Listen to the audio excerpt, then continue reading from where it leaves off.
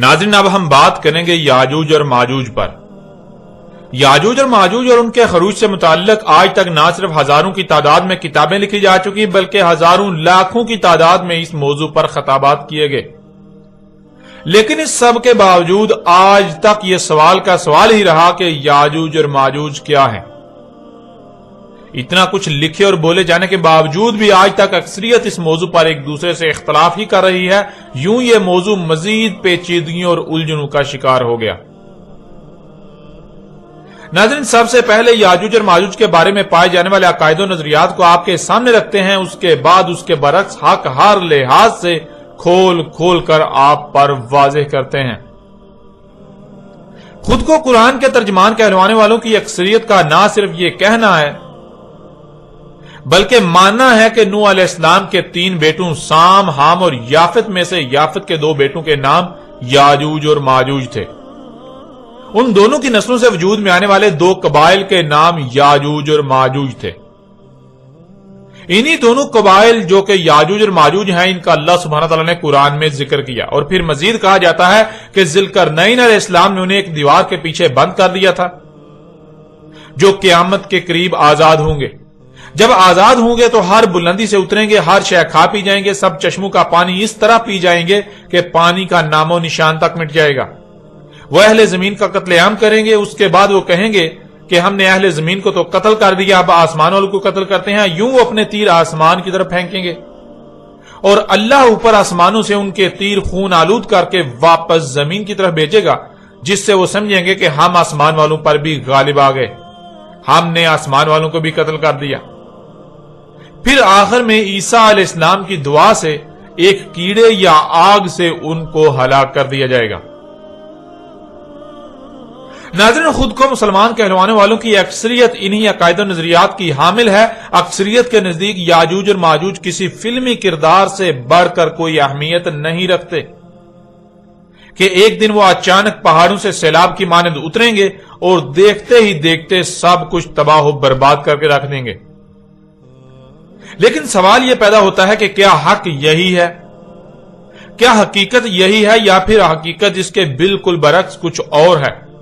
और आज तक हकीकत के बरक्स याजूज और माजूज को दियोमालाई कहानी बनाकर इसकी खूब तशहीर की गई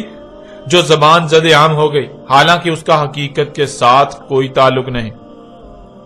नाज़रीन, हकीकत क्या है?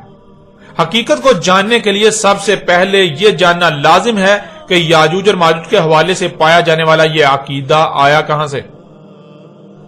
क्या यह अकीदा कुरान से अखज़ किया गया या फिर गैर कुरान से? हकीकत क्या है, हक क्या है, उसे जानने के लिए सबसे पहले यह जानना लाजिम है कि याजूज और माजूज के हवाले से पाया जाने वाला यह अकीदा आया कहां से? क्या यह अकीदा कुरान से अखज़ किया गया या फिर गैर कुरान से अखज़ किया गया?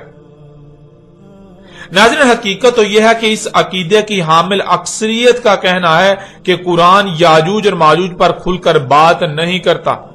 पूरे कुरान में सिर्फ 2 मकामात पर याजूज और माजूज का जिक्र आया है और दोनों मकामात पर ही यह वाज़ेह नहीं किया गया कि याजूज और माजूज क्या हैं, और उनसे मुताल्लिक बाकी किसी भी सवाल का जवाब इन दोनों मकामात पर नहीं मिलता। यानी इनका कहना यह है कि पूरे का पूरा कुरान याजूज और माजूज के बारे में रहनुमाई करने से कासिर है। इसलिए याजूज और माजूज से मुताल्लिक सवालात के जवाबात के लिए हमने अहादीस से रुजू किया और अहादीस ने हमें याजूज और माजूज से मुतल्लिक हमारे हर सवाल का जवाब दिया। यूं अहादीस से याजूज और माजूज के बारे में पाया जाने वाला अकीदा अखज़ किया गया।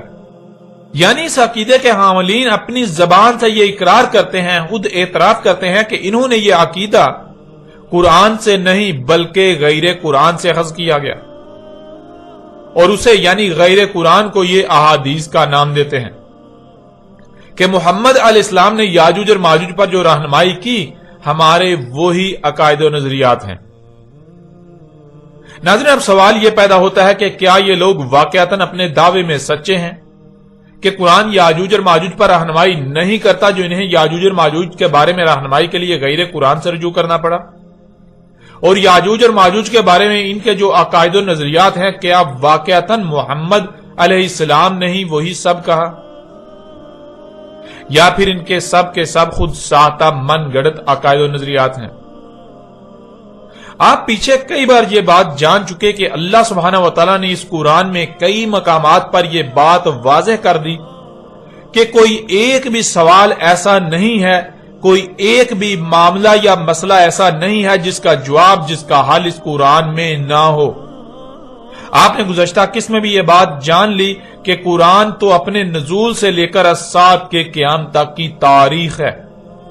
اس قرآن کے نزول سے لے کر الساعۃ کے قیام تک جو کچھ بھی ہونا تھا، اللہ سبحانہ و تعالیٰ نے آج سے 14 صدیاں قبل ہی اس قرآن کی صورت میں اس کی مکمل اور احسن تاریخ اتار دی تھی۔ اب اگر اس کے باوجود کوئی یہ کہتا ہے کہ اس قرآن میں اہم ترین موضوع یاجوج اور ماجوج پر رہنمائی نہیں کی گئی، تو اس کا مطلب یہ ہے کہ وہ نہ صرف اس قرآن کے احسن الحدیثی ہونے کا کفر کر رہا ہے، بلکہ اس کا عملاً یہ دعویٰ ہے کہ وہ سچا ہے اور اس کے برعکس اللہ جھوٹا ہے۔ وہ سچا اور قرآن جھوٹا ہے۔ اس کا یہ دعویٰ ہے کہ قرآن میں مکمل رہنمائی موجود نہیں ہے۔ قرآن ہر لحاظ سے، ہر پہلو سے رہنمائی نہیں کرتا۔ ناظرین، جب احسن الحدیثی قرآن کو ترک کر کے اوروں سے رہنمائی لی جائے گی، غیر قرآن سے رہنمائی کے لیے رجوع کیا جائے گا، تو کیا غیر قرآن آپ کی رہنمائی کر سکتا ہے؟ نہیں، بالکل نہیں، ایسا ممکن ہی نہیں۔ اور جو بات یا جس سوال کا جواب بھی آپ غیر قرآن سے حاصل کریں گے، وہ کبھی بھی درست اور احسن جواب ہو ہی نہیں سکتا، وہ صرف اور صرف گمراہی ہی ہوگی۔ جیسا کہ آپ پر بالکل کھول کر واضح کر دیتے ہیں کہ محمد علیہ السلام نے کبھی بھی کسی ایک بھی موقع پر یہ نہیں کہا کہ یاجوج اور ماجوج نوح کے بیٹے یافت کے 2 بیٹوں کے نام تھے اور انہی کی نسلوں سے وجود میں آنے والے 2 قبائل یاجوج اور ماجوج ہیں۔ حقیقت یہ ہے کہ یاجوج اور ماجوج کا انتظار صرف اور صرف مسلمان ہی نہیں کر رہے، بلکہ ان سے پہلے سے ہی یہودی اور عیسائی بھی یاجوج اور ماجوج کے انتظار میں ہیں۔ یہودیوں اور عیسائیوں میں یاجوج اور ماجوج کے متعلق بالکل وہی عقائد و نظریات پائے جاتے ہیں جو عقائد و نظریات مسلمان قوم میں پائے جاتے ہیں۔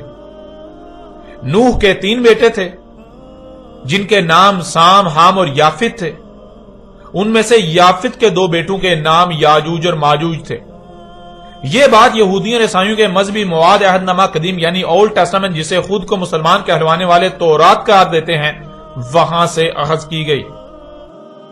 اور حیران کن بات یہ ہے کہ خود کو مسلمان کہلوانے والوں کا دعویٰ تو یہ ہے کہ یہودیوں اور عیسائیوں کے مذہبی مواد عہد نامہ قدیم میں یافت کے 2 بیٹوں کے نام یاجوج اور ماجوج مذکور ہیں، لیکن ناظرین حقیقت اس کے بالکل برعکس ہے۔ اور حقیقت جان کر آپ چونک جائیں گے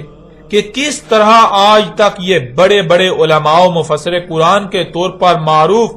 خود کو اور اکثریت کو دھوکہ دیتے رہے۔ مثال کے طور پر ایسے ہی 2 مشہور و معروف شخصیات کا اس بارے میں کیا کہنا ہے، اس کو آپ کے سامنے رکھتے ہوئے اس دھوکے کو واضح کرتے ہیں۔ جیسا کہ آپ اپنی آنکھوں سے دیکھیں اور اپنے کانوں سے سنیں کہ اس بارے میں ڈاکٹر اسرار احمد کا کیا کہنا ہے۔ یہاں یہ سمجھ لیجئے کہ یاجوج ماجوج سے کیا مراد ہے۔ حضرت یافس علیہ السلام جو 3 بیٹے تھے حضرت نوح علیہ السلام کے، سام، حام، یافس۔ سامی نسل کے بارے میں تو ہم نے بہت کچھ سمجھ لیا کہ حضرت ابراہیم بھی سامی نسل سے تھے، پھر قوم عاد بھی سام ہی کی نسل کی ایک شاخ تھی، قوم سمود بھی اسی کی شاخ تھی۔ یہ تمام جو ہے یہ تو سیمیٹک ریسز ہیں۔ حضرت یافس کی اولاد نے یہ سینٹرل ایشین ماؤنٹینز کا جو سلسلہ ہے اس کو کراس کیا اور شمال میں چلے گئے، اور شمال میں جا کر دائیں بائیں پھیل گئے۔ پھر یہ میدان ہے، ٹنڈرے کے میدان اور فلانے میدان اور بڑے بڑے کھلے میدان ہیں۔ گویا کہ ایشیا کو درمیان میں جو سلسلہ کوہ تقسیم کر دیتا ہے، ایک شمالی حصہ ہے، ایک اس کے جنوبی حصہ ہے۔ یہ شمالی میں چلے گئے اور جا کر پھر پھیلنے میں وہ مشرق کی طرف آئے تو چین اور ہند چینی تک یہ ساری قومیں جو ہے یہ یلو ریسز، یہ انہی کی نسل سے ہیں۔ اور مغرب میں چلے تو روس، اور روس سے ہو کر روس کے ساتھ ملتا ہوا علاقہ اسکینڈینیوین کنٹریز کے ساتھ، پھر وہاں سے وہ اتر کر اور یورپ کے بھی جو یہ مغربی ممالک ہیں، اینگلو سیکسنز جو ہیں، یہ بھی در حقیقت اسی سے اسکینڈینیوین کنٹریز سے اترے ہوئے لوگ ہیں۔ تو یوں سمجھ لیجئے کہ ویسٹرن یورپ اور ایسٹرن یورپ کا بھی خاص طور پر شمالی علاقہ، اور پورا یہ روس کا علاقہ، اور پورا صحرائے گوبی، اور پورا چین، اور وہاں تک جو ہے ہند چینی تک، یہ یافس کی نسل ہے۔ یافس کے جن بیٹوں کے نام تورات میں آئے ہیں کئی نام ہیں، وہ کوئی ایک دو نہیں، ان میں گوگ اینڈ میگوگ بھی ہے، توبال بھی ہے، موسک بھی ہے، موسک ایک شخص کا نام ہے۔ ناظرین، آپ نے خود دیکھا اور سنا، ڈاکٹر اسرار احمد کا سورہ الکہف کی یاجوج اور ماجوج والی آیت کی تفسیر کرتے ہوئے کہنا ہے کہ نوح علیہ السلام کے 3 بیٹے تھے، سام، حام اور یافس۔ پھر آگے چل کر کہتے ہیں کہ یافت کے جن بیٹوں کے نام تورات میں آئے ہیں کئی نام ہیں، وہ 1-2 نہیں، ان میں گاگ اینڈ میگاگ یعنی یاجوج اور ماجوج۔ پھر اسی طرح اس دور کی ایک اور مشہور و معروف شخصیت جو کہ مفسر قرآن کے طور پر جانی جاتی ہے، جس کا نام جاوید احمد غامدی ہے۔ جاوید احمد غامدی اس بارے میں کیا کہتے ہیں وہ بھی آپ خود سن لیں، خود اپنی آنکھوں سے دیکھ لیں۔ چیزوں کی کیا حقیقت ہے؟ نمبر 1 دجال، نمبر 2 یاجوج و ماجوج، اور نمبر تیسرا ان کا سوال ہے قیامت کی کیا نشانیاں ہیں؟ یاجوج ماجوج کے بارے میں تو یہ سمجھ لیجئے کہ یہ حضرت یافس یعنی حضرت نوح کے 3 بیٹے ہیں جن سے یہ موجودہ جدید دنیا پھیلی، یعنی ایک دنیا میں پہلی مائگریشن ہوئی ہے جو حضرت آدم کے بعد ہوئی ہے، جس میں آپ کو ایبوریجنل ملتے ہیں، امریکہ میں بھی، آسٹریلیا میں بھی، دوسری جگہوں پر بھی۔ تو اس کے بعد آپ جانتے ہیں کہ حضرت نوح کی قوم پر عذاب آ گیا، ایک طوفان کے ذریعے سے پوری قوم تباہ کر دی گئی، ایک کشتی میں اہل ایمان سوار تھے، انہیں بچایا گیا۔ بعد میں جو زیادہ تر تعداد میں دنیا میں قومیں پھیلیں وہ ان کی اولاد ہیں۔ ان کے 3 بیٹے تھے، ایک حام، ایک سام اور ایک یافس۔ حام کی اولاد زیادہ تر افریقہ میں آباد ہوئی، چنانچہ دنیا میں پہلی تہذیبیں زیادہ تر افریقہ ہی میں نمودار ہوئی۔ سامی نسلیں یہ زیادہ تر مشرق وسطیٰ میں آباد ہوئی، یہ سام کی اولاد ہے ان کے دوسرے بیٹے کی، اور یافس کی اولاد یہ وسط ایشیا میں ماسکو، طبالسک ان علاقوں میں آباد ہوئی۔ اور یافس جو تیسرے بیٹے ہیں اس کے پھر 10-11 بیٹے تھے، ان میں سے 2 کا نام گوگ اور میگوگ یاجوج اور ماجوج تھا۔ تو یہ ساری اقوام جو وسط ایشیا میں ہیں یہ زیادہ تر گوگ میگوگ کی اولاد ہے۔ یاجوج ماجوج ہی کے ایک بھائی کا نام یابان تھا جس کے نام پہ جاپان ہے، تو یہ حضرت نوح کے پوتے ہیں، یوں کہہ سکتے ہیں آپ۔ اور یہی لوگ ہیں جو بعد میں ہجرت کر کے یورپ گئے، یہی لوگ ہیں جو یورپ سے پھر ہمارے سامنے تاریخ میں امریکہ گئے، اور یہی ہیں جو آسٹریلیا میں آ گئے، اور یہی ہیں جو ایک زمانے میں آریاؤں کی صورت میں ہندوستان میں گئے ہیں۔ تو یہ گوگ میگوگ ہے۔ یاجوج ماجوج کے بارے میں قرآن شریف میں ذکر ہے اور آپ نے اس کو موجودہ حالات میں ریلیٹ کیا ہے، مجھے کائنڈلی آپ دہرا سکتے ہیں اس بات کو؟ دیکھیے، دنیا کی تاریخ کا مطالعہ کرنے سے معلوم ہوتا ہے کہ سیدنا نوح علیہ السلام کے جو 3 بیٹے ہیں انہی سے دنیا کی مختلف نسلیں پھیلی ہیں، اور ان تینوں کے نام تھے سام، حام اور یافت۔ یہ سامی نسلیں جو ہیں سیمیٹک ریسز، یہ سب سام کی اولاد ہیں۔ افریقہ وغیرہ میں جو زیادہ تر لوگ آباد ہیں یہ حامی ہیں، بعض دوسرے علاقوں میں بھی آباد ہوئے ہیں۔ اور تیسرے بیٹے یافس کی اولاد وسط ایشیا میں آباد ہوئی، اور یہ یافس ہے جس کے بیٹوں میں یاجوج ایک بیٹے کا نام ہے، ماجوج دوسرے بیٹے کا نام ہے، یابان تیسرے بیٹے کا نام ہے، طبالسک چوتھے بیٹے کا نام ہے۔ یہ روس کے جو مختلف شہر ہیں یہ انہی کے ناموں پر ہیں، جاپان بھی یابان کے نام پر ہے۔ تو یہ اصل میں یافت کی اولاد ہے۔ یاجوج و ماجوج کی نسل وسط ایشیا میں پھیلی، پھر وسط ایشیا سے ہندوستان کی طرف آریا آپ کو معلوم ہے کہ ہجرت کر کے آئے، پھر یہی نسلیں ہیں جو یورپ میں آباد ہوئیں، اور یہی پھر نسلیں ہیں جو پھر امریکہ میں اور آسٹریلیا میں، یہ تو معلوم تاریخ میں جا کے آباد ہوئی ہیں۔ تو یہ اصل میں یافت کی اولاد ہے ساری، یاجوج ماجوج جو ہے۔ آپ نے دیکھا اور سنا جاوید احمد غامدی صاحب کا بھی وہی کہنا ہے کہ نوح علیہ السلام کے 3 بیٹے تھے، سام، حام اور یافس۔ پھر کہا کہ یافس کے 10-11 بیٹے تھے جن میں سے 2 کے نام یاجوج اور ماجوج تھے۔ ناظرین، سب سے پہلے تو آپ یہ بات جان لیجئے کہ نوح علیہ السلام اور ان کے بعد کی تاریخ بالخصوص نوح اور اس کے بیٹوں اور نوح کے بیٹوں کی نسلوں کی تاریخ کا دنیا میں ایک ہی ماخذ ہے، اور وہ ہے بائبل۔ بائبل بہت سی کتابوں کا مجموعہ ہے جو مختلف انبیاء سے منسوب کی جاتی ہیں۔ بائبل 2 حصوں میں تقسیم ہے۔ پہلا حصہ جسے پرانا عہد نامہ یعنی اولڈ ٹیسٹامنٹ کہا جاتا ہے، اور دوسرا حصہ نیا عہد نامہ یعنی نیو ٹیسٹامنٹ کہلاتا ہے۔ پرانے عہد نامے کی پہلی 5 کتابوں کو یہودی اور عیسائی تورات قرار دیتے ہیں، اور نئے عہد نامے کو چونکہ یہودی تسلیم نہیں کرتے اس لیے عیسائی اسے انجیل قرار دیتے ہیں۔ یوں خود کو مسلمان کہلوانے والے یہودیوں کی اتباع میں بائبل کے پرانے عہد نامے کی پہلی 5 کتابوں کو تورات قرار دیتے اور نئے عہد نامے کو عیسائیوں کی اتباع میں انجیل قرار دیتے ہیں۔ حالانکہ حقیقت تو یہ ہے کہ نہ تو بائبل کے پہلے مجموعے کی پہلی 5 کتابیں تورات ہیں اور نہ ہی بائبل کا نیا عہد نامہ انجیل ہے۔ بہرحال یہ بات جان لیجئے کہ نوح، اس کے بیٹوں اور نوح کے بیٹوں کی نسلوں کی تاریخ کا اول ماخذ صرف اور صرف بائبل ہے، بائبل کا عہد نامہ قدیم۔ اس کے علاوہ آپ کو جہاں بھی اس بارے میں تاریخ ملے گی وہ بائبل عہد نامہ قدیم یعنی اولڈ ٹیسٹامنٹ سے ہی کاپی کی گئی ہوگی۔ ڈاکٹر اسرار احمد کا دعویٰ ہے کہ نوح کے بیٹے یافس کے کئی بیٹے تھے، ان میں سے 2 کے نام یاجوج اور ماجوج تھے، اور جاوید احمد غامدی صاحب نے بھی وہی بات کی، لیکن جاوید احمد غامدی صاحب نے کہا کہ یافس کے 10-11 بیٹے تھے، ان میں سے 2 یاجوج اور ماجوج تھے۔ یعنی ڈاکٹر اسرار احمد کا دعویٰ ہے کہ یافت کے کئی بیٹے تھے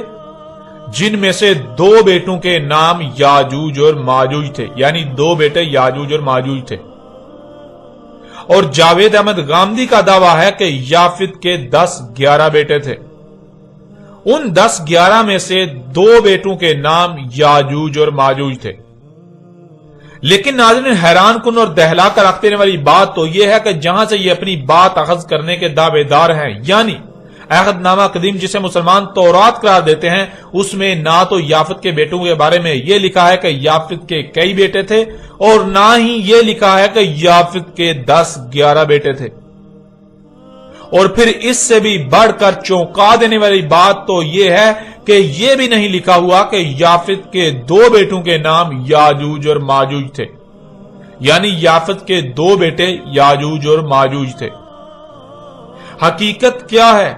عہد نامہ قدیم جسے مسلمان یہودیوں اور عیسائیوں کی اتباع میں تورات قرار دینے پر بازد ہیں، اس میں جو لکھا ہے وہ آپ کے سامنے رکھتے ہیں تاکہ آپ اپنی آنکھوں سے دیکھ کر یہ فیصلہ کر سکیں کہ جن کو بڑے بڑے علماء اور قرآن کے ترجمان کے طور پر جانا اور پہچانا جاتا ہے، جو دنیا میں اللہ کے نمائندے بنے پھرتے ہیں، ان کی حقیقت کیا ہے۔ جب بڑوں کی حقیقت یہ ہے تو پھر چھوٹے ملاؤں جو کہ انہی کی اتباع کرتے ہیں ان کا کیا حال ہوگا، ان کی حقیقت کیا ہوگی۔ اس وقت آپ کو سکرین پر بائبل عہد نامہ قدیم کی پہلی کتاب پیدائش کے چیپٹر 9 کے پیرا نمبر 18 اور 19 نظر آ رہے ہیں، جن میں لکھا ہے،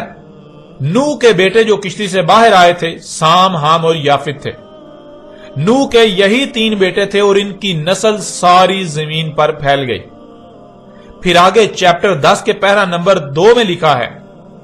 یافت کے یہ بیٹے ہیں، جمر، ماجوج، مادی، یابان، توبل، مسک اور تیراس۔ ناظرین، اسی بائبل کا ہی حوالہ دیتے ہوئے ڈاکٹر اسرار احمد کا کہنا تھا کہ یافت کے کئی بیٹے تھے اور ان میں سے 2 کے نام یاجوج اور ماجوج تھے، اور جاوید احمد غامدی کا بھی اسی بائبل کا حوالہ دیتے ہوئے کہنا تھا کہ یافت کے 10-11 بیٹے تھے جن میں سے 2 کے نام یاجوج اور ماجوج تھے۔ لیکن آپ نے دیکھ لیا اور جان لیا کہ حقیقت دونوں کے ہی بالکل برعکس ہے۔ نہ تو یافت کے کئی بیٹے تھے جو کہ گنتی میں نہیں آ رہے تھے، اور نہ ہی بقول جاوید احمد غامدی 10-11 بیٹے، بلکہ بائبل میں تو واضح الفاظ میں یافت کے 7 بیٹوں کا ذکر کیا گیا ہے، اور ان 7 کے نام بھی درج ہیں۔ اور پھر ڈاکٹر اسرار اور جاوید احمد غامدی کے بقول ان میں سے 2 کے نام یاجوج اور ماجوج تھے، یہ بات بھی 100% غلط ہے۔ 2 نہیں بلکہ ایک ہی بیٹے کا نام ماجوج تھا۔ اب ناظرین، آپ خود فیصلہ کریں کہ جن کو آج تک آپ اتنے بڑے بڑے علماء و مفسر قرآن کے نام پر جانتے اور پہچانتے رہے، ان کی حقیقت کیا ہے۔ جب اتنے بڑے بڑے علماء و مفسر قرآن کے دعوے داروں کا یہ حال ہے، جو بات وہ کر رہے ہیں وہ بالکل بے بنیاد اور غلط ہے، اس کے باوجود وہ ڈنکے کی چوٹ پر اپنی بے بنیاد اور باطل بات کو بغیر کسی خوف کے پیش کر رہے ہیں، تو ان کی اتباع کرنے والوں کی حالت کیا ہوگی، یہ جاننا کوئی مشکل نہیں۔ اور یہ بات بھی جان لیں کہ یہ صرف ڈاکٹر اسرار اور جاوید احمد غامدی کی بات نہیں ہو رہی، بلکہ 100% ملاؤں کی بات ہو رہی ہے۔ ان 2 کو تو بطور مثال آپ کے سامنے رکھا گیا کیونکہ ڈاکٹر اسرار اور جاوید گامدی نے کوئی نئی بات پیش نہیں کی، بلکہ انہوں نے بھی اسی کو نقل کیا جو نسل در نسل چلا رہا ہے۔ فرق صرف اتنا ہے کہ ان کا نقل کرنے کا انداز اپنا ہے۔ اب آپ خود فیصلہ کریں کہ یاجوج اور ماجوج کی اکثریت کے عقائد و نظریات کی جب بنیاد ہی غلط ہے، من گڑت ہے، تو پورے عقیدے کی کیا اہمیت و حیثیت رہ جاتی ہے؟ اس میں کس قدر صداقت ہوگی؟ یہ فیصلہ کرنا کوئی مشکل نہیں رہا۔ یاجوج اور ماجوج سے متعلق پائے جانے والے عقائد و نظریات وہی ہیں جو یہودیوں اور عیسائیوں میں پائے جاتے ہیں۔ اب سوال یہ پیدا ہوتا ہے کہ اگر یہودی اور عیسائی اس معاملے میں حق پر تھے تو کیا محمد علیہ السلام کو یہودیوں اور عیسائیوں کی تائید و تصدیق کے لیے پیش کیا گیا؟ کیا قرآن اللہ سبحانہ و تعالی نے یہودیوں اور عیسائیوں کی تائید و تصدیق کے لیے اتارا تھا؟ آپ یہ بات جان چکے ہیں کہ یاجوج اور ماجوج سے متعلق یہ عقیدہ صرف خود کو مسلمان کہلوانے والوں کا ہی نہیں بلکہ یہودیوں اور عیسائیوں کا بھی یہی عقیدہ ہے۔ اب یہ بات قابل غور ہے کہ اگر مسلمان اپنے اس عقیدے میں سچے ہیں تو پھر اس کا مطلب یہ ہے کہ یہودیوں اور عیسائیوں نے یہ عقیدہ بعد میں جا کر مسلمانوں سے اخذ کیا، لیکن حقیقت اس کے بالکل برعکس ہے۔ حقیقت ہر کوئی جانتا ہے کہ حقیقت یہ نہیں ہے، بلکہ یہودی اور عیسائی تو خود کو مسلمان کہلوانوں سے نہ صرف پہلے موجود تھے بلکہ ان میں اس وقت یہ عقیدہ پایا جاتا تھا، اور اگر آج مسلمانوں میں یہ عقیدہ پایا جاتا ہے تو مسلمانوں میں یہ عقیدہ یہودیوں اور عیسائیوں سے ہی منتقل ہوا، نہ کہ یہودیوں اور عیسائیوں میں مسلمانوں سے منتقل ہوا۔ جب حقیقت یہ ہے کہ یہ عقیدہ یہودیوں اور عیسائیوں کا عقیدہ ہے اور بعد میں مسلمانوں میں منتقل ہوا، تو سوال یہ پیدا ہوتا ہے کہ کیا قرآن کو یہودیوں اور عیسائیوں کے عقائد و نظریات کی تائید و تصدیق کے لیے اتارا گیا؟ کیا محمد رسول اللہ علیہ السلام کی بعثت کا مقصد یہودیوں اور عیسائیوں کے عقائد و نظریات کی تائید و تصدیق کرنا تھی؟ کیونکہ ناظرین، اللہ سبحانہ و تعالیٰ نے قرآن میں کئی مقامات پر اپنا یہ قانون واضح کر دیا کہ اللہ رسول کو صرف اور صرف اسی وقت بیعث کرتا ہے جب دنیا 100% گمراہی میں ہوتی ہے، جب انسان 100% ہی گمراہیوں میں ہوتے ہیں، نور کی ایک کرن بھی نہیں ہوتی۔ جیسا کہ اس وقت آپ کو سکرین پر سورہ آل عمران کی آیت نمبر 164 نظر آ رہی ہے، جس میں اللہ سبحانہ تعالیٰ کا کہنا ہے لَقَدْ مَنَّ اللَّهُ عَلَى الْمُؤْمِنِينَ إِذَا بَعَثَ فِيهِمْ رُسُولًا مِنْ أَنفُسِهِمْ يَتْلُو عَلَيْهِمْ آيَاتِهِ وَيُزَكِّيهِمْ وَيُعَلِّمُهُمُ الْكِتَابَ وَالْحِكْمَةَ وَإِنْ كَانُوا مِنْ قَبْلُ لَفِي ضَلَالٍ مُبِينٍ۔ تحقیق یعنی یہ بات طے شدہ ہے، تم اپنے گھوڑے دوڑا لو، تم اپنی تحقیق کر لو، غور و فکر کر لو، یہی بات تمہارے سامنے آئے گی جو بات کہی جا رہی ہے۔ جو اللہ ہے مومنین پر تب بیعث کرتا ہے رسول ان میں انہی میں سے جو تلاوہ کر رہا ہے ان پر اس کی آیات کی، اور تزکیہ کر رہا ہے اور ان کو سکھا رہا ہے الکتاب اور الحکمہ، اور اگر تھے اس سے پہلے دلال مبین میں، یعنی ہر لحاظ سے 100% گمراہیوں میں تھے۔ ناظرین، اس آیت میں اللہ سبحانہ تعالیٰ کا کہنا ہے کہ مومنین پر جو اللہ کی ذمہ داری ہے، جو اللہ پر فرض ہے، وہ یہ ہے کہ جب دنیا 100% گمراہیوں میں ہو، نور کی ایک کرن بھی نہ ہو، تمام کے تمام انسان 100% ہر لحاظ سے کھلم کھلا گمراہیوں میں ہوں، تب اللہ ان میں انہی سے رسول بیعث کرتا ہے جو آ کر ان پر اللہ کی آیات کی تلاوہ کرتا ہے، یعنی وہ انتہائی ترتیب کے ساتھ حق کھول کھول کر واضح کرتا ہے، اللہ کی آیات کو حکمہ کے ساتھ کھول کھول کر واضح کرتا ہے، جس سے ان کا تزکیہ ہوتا ہے۔ ان میں جو ملاوٹیں ہوتی ہیں انہیں ہر لحاظ سے پاک صاف کر کے خالص اللہ کا غلام بناتا ہے اور الکتاب سکھاتا ہے، یعنی زمین و آسمانوں کا علم سکھاتا ہے اور اس علم کا صحیح استعمال بھی سکھاتا ہے۔ اس آیت میں اللہ سبحانہ وتعالی نے دو ٹوک الفاظ میں اپنا قانون واضح کر دیا کہ اللہ صرف اور صرف اسی وقت رسول بیعث کرتا ہے جب انسان 100% کھلم کھلا ہر لحاظ سے گمراہیوں میں ہوتے ہیں، نور کی ایک کرن بھی نہیں ہوتی۔ حالانکہ اس کے باوجود ہر کوئی خود کو اہل حق اور ہدایت یافتہ ہی سمجھ رہا ہوتا ہے، لیکن حقیقت یہ ہوتی ہے کہ کسی ایک کو بھی حق کا علم نہیں ہوتا، سب کے سب 100% گمراہیوں میں ہی ہوتے ہیں۔ یعنی اگر دنیا میں نور کی ایک کرن بھی ہو، رائی برابر بھی ہدایت موجود ہو، تو اللہ رسول کو بیعث نہیں کرتا، اور یہی بات اللہ سبحانہ و تعالیٰ نے سورہ جمعہ کی آیت نمبر 2 میں بھی کہی، جیسا کہ آیت آپ کو سکرین پر نظر آ رہی ہے۔ وَالَّذِي بَعَثَ فِي الْأُمِّيِّينَ رَسُولًا مِّنْهُمْ يَتْلُو عَلَيْهِمْ آيَاتِهِ وَيُزَكِّيهِمْ وَيُعَلِّمُهُمُ الْكِتَابَ وَالْحِكْمَةَ وَإِن كَانُوا مِن قَبْلُ لَفِي ضَلَالٍ مُّبِينٍ۔ وہی ہے ذات یعنی اللہ، امیین میں بیس کیا رسول انہی میں سے، جو تلاوہ کر رہا ہے ان پر اس کی آیات کی اور ان کا تزکیہ کر رہا ہے، اور علم سکھا رہا ہے الکتاب کا اور حکمت، اگر تھے اس سے پہلے ہر لحاظ سے کھلم کھلا گمراہیوں میں۔ ناظرین، حسب سابق اللہ سبحانہ و تعالیٰ نے آیت کے آخری حصے میں یہ بات بالکل کھول کر واضح کر دی، اگر تھے اس سے پہلے کھلم کھلا ہر لحاظ سے 100% گمراہیوں میں، یعنی اگر وہ ہر لحاظ سے کھلم کھلا گمراہیوں میں نہ ہوتے تو اللہ رسول بیس نہ کرتا،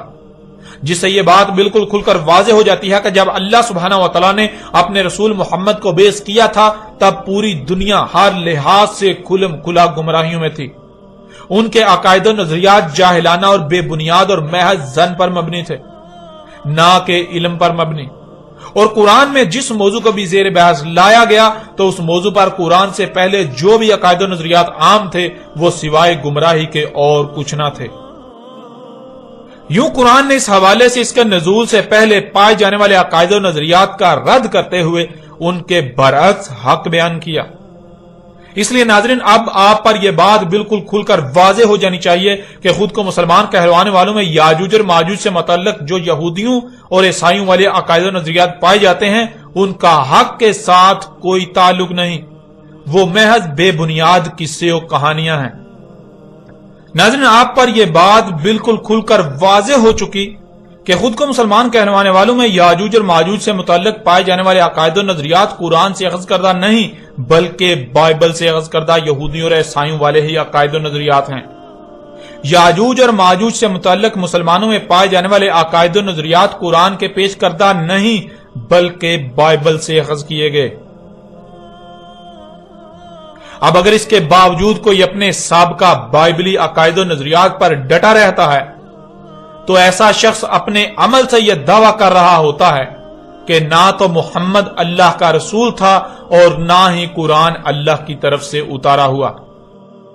کیونکہ اللہ سبحانہ و تعالیٰ کا کہنا ہے کہ اللہ رسول کو صرف اور صرف تب بیس کرتا ہے جب دنیا 100% ہر لحاظ سے گمراہیوں میں ہوتی ہے، نور کی ایک کرن بھی نہیں ہوتی۔ لیکن ایسے شخص کا اللہ سبحانہ تعالیٰ کے برعکس کہنا ہے کہ جب محمد کو بیس کیا گیا تب ہدایت موجود تھی، لوگ حق پر تھے، نور موجود تھا۔ اب اگر حق تھا، ہدایت تھی، لوگ دلال مبین میں نہیں تھے تو اس کا مطلب کہ محمد اللہ کا رسول نہیں تھا، کیونکہ رسول کی بعثت ہوتی ہی تب ہے جب انسان 100% گمراہیوں میں ہوں، نور کی ایک کرن بھی نہ ہو، اور جو ایسی حالت میں آئے کہ نور موجود ہو، لوگ ہدایت یافتہ ہوں، ان میں ہدایت موجود ہو، ان میں حق موجود ہو، یا ان کے پاس کچھ نہ کچھ حق موجود ہو، تو وہ رسول کیسے ہو سکتا ہے؟ قرآن کے مطابق وہ رسول نہیں ہو سکتا۔ قرآن کا دعویٰ یہ ہے کہ ایسا شخص رسول ہو ہی نہیں سکتا، اور اگر ایسا شخص یاجوج اور ماجوج کے متعلق بائبلی عقیدے پر بھی ڈٹا رہے اور یہ بھی کہے کہ محمد اللہ کا رسول تھا تو اس کا مطلب کہ وہ اپنے عمل سے دعویٰ کر رہا ہے کہ قرآن غیر اللہ کی طرف سے ہے، کیونکہ اللہ سبحانہ و تعالیٰ نے دو ٹوک الفاظ میں کہا کہ اگر یہ غیر اللہ کی طرف سے ہوتا تو تم اس میں اختلافاً کثیرہ پاتے، جیسا کہ آپ آیت سکرین پر دیکھ رہے ہیں۔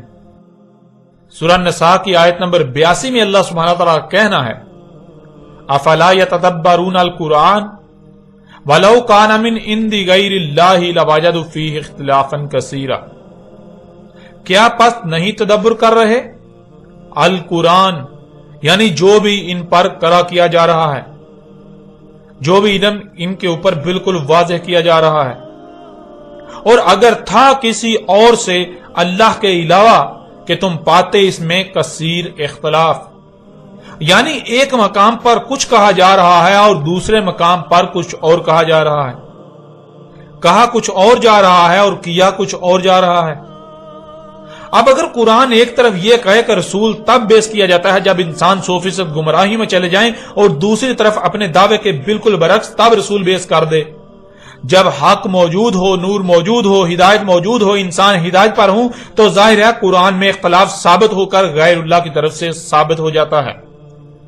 اگر کوئی دل سے نہ صرف محمد کو اللہ کا رسول بلکہ قرآن کو اللہ کی طرف سے اتارا ہوا تسلیم کرتا ہے تو اسے اپنے عمل سے بھی یہ ثابت کرنا ہوگا۔ اسے یاجوج اور ماجوج سے متعلق پائے جانے والے بائبلی عقیدے کا انکار کرتے ہوئے، اسے دماغ سے نکالتے ہوئے اس کے برعکس اللہ سبحانہ و تعالیٰ نے جو قرآن میں اس حوالے سے رہنمائی کی اسے تسلیم کرنا ہوگا، ورنہ وہ نہ صرف اپنے عمل سے محمد کے اللہ کا رسول ہونے کا کفر کر رہا ہے، بلکہ اس کا عملاً دعویٰ ہے کہ قرآن میں اختلافات پائے جاتے ہیں۔ یوں قرآن اللہ کی طرف سے نہیں بلکہ غیر اللہ کی طرف سے ہے۔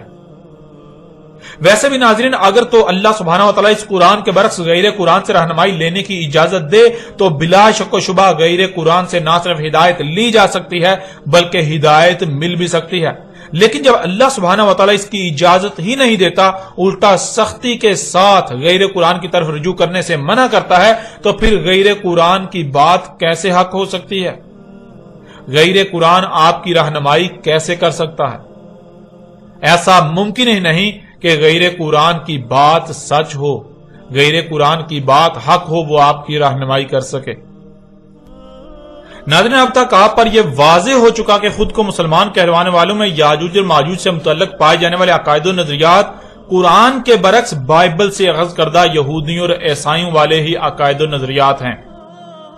اور اگر بائبل سے اخذ کردہ یہودیوں اور عیسائیوں والے عقائد و نظریات حق اور سچ ہوتے تو محمد علیہ السلام کو بیس نہ کیا جاتا، کیونکہ اللہ صرف اور صرف تب ہی رسول بیس کرتا ہے جب انسان 100% ہر لحاظ سے گمراہی میں چلے جاتے ہیں۔ اس لیے جب محمد علیہ السلام کو بیس کیا گیا تو محمد علیہ السلام کی بعثت کا مقصد یہودیوں اور عیسائیوں کے عقائد و نظریات کی تائید و تصدیق کرنا نہیں تھا، بلکہ اس کے بالکل برعکس ان کے تمام تر عقائد و نظریات کا رد کرتے ہوئے حق کو کھول کھول کر واضح کرنا تھا۔ اس لیے خود کو مسلمان کہلوانے والوں میں یاجوج اور ماجوج سے متعلق پائے جانے والے یہودیوں اور عیسائیوں والے عقائد و نظریات کا حق کے ساتھ کوئی تعلق نہیں، وہ محض بے بنیاد باطل قصے و کہانیاں ہیں جن کا حقیقت کے ساتھ کوئی تعلق نہیں، جو آج تک اس قوم میں یعنی مسلمان کہلانے والوں میں عام کر دیے گئے، ان کی خوب تشہیر کی گئی۔ نظر اب سوال یہ پیدا ہوتا ہے کہ جب یاجوج اور ماجوج سے متعلق پائے جانے والے عقائد و نظریات کا حقیقت کے ساتھ کوئی تعلق نہیں، تو پھر یاجوج اور ماجوج کے بارے میں حق کیا ہے؟ یاجوج اور ماجوج کیا ہیں اور ان کے بارے میں ان سے متعلق اٹھنے والے تمام تر سوالات کے جوابات کیا ہیں؟ ناظرین، حق جاننے کے لیے اب آتے ہیں قرآن کی طرف اور قرآن سے ہی رہنمائی لیتے ہیں کہ اللہ سبحانہ و تعالیٰ نے اس قرآن میں اس کا کیا جواب دیا۔ اللہ سبحانہ و تعالیٰ سے سوال کرتے ہیں کہ یاجوج اور ماجوج کیا ہیں، ان کی پہچان کیا ہے، یاجوج اور ماجوج کے بارے میں مکمل رہنمائی کرے، اور پھر دیکھیں کہ اللہ سبحانہ و تعالیٰ اس کے جواب میں کس قدر آسان ترین الفاظ میں اور کھول کھول کر واضح رہنمائی کرتا ہے۔